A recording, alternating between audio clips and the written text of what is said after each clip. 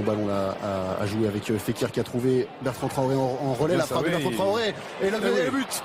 Cette fois, ça y est, c'est Maxwell Cornet qui vient inscrire le premier but de cette rencontre et permettre à l'OL de mener 1-0. Et c'est Nabil Fekir qui était à l'origine de l'action.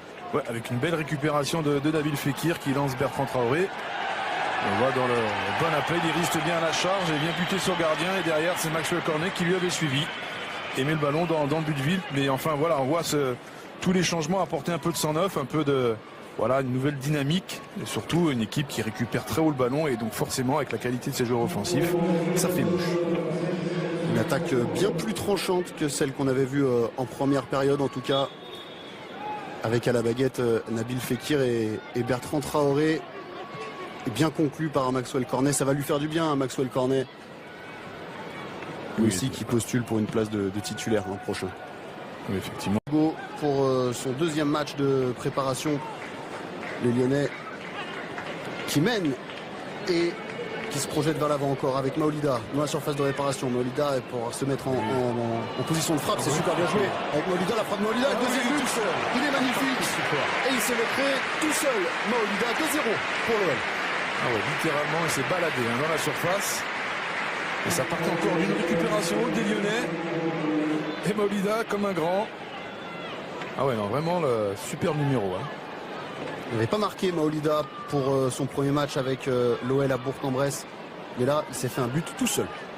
Feinte de frappe, crochet, il vient percuter, deuxième crochet, regardez, feinte de frappe, crochet, il rentre dans la surface, donc difficile à toucher.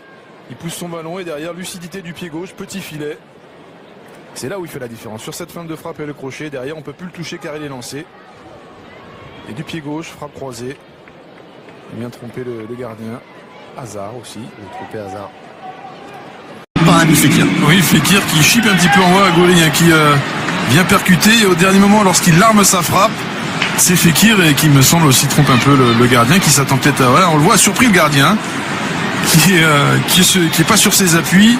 Bon travail du Goury. Au moment d'armer la frappe, tac, c'est Nabil Fekir qui lui, du petit plat du pied, on le connaît, plat du pied du gauche comme ça, enveloppé, qui trompe le gardien. On s'attendait à une frappe du pied droit, Hazard, le gars. Pouvoir jouer côté droit, c'est bien joué. Ça allait un peu trop vite là pour les Écossais. Sergi Darder qui va pouvoir amorcer le contre lyonnais. Maxwell Cornet sur son pied gauche. Maxwell Cornet avec Amine Gouiri. L'enchaînement, c'est magnifique. La frappe d'Amine Gouiri.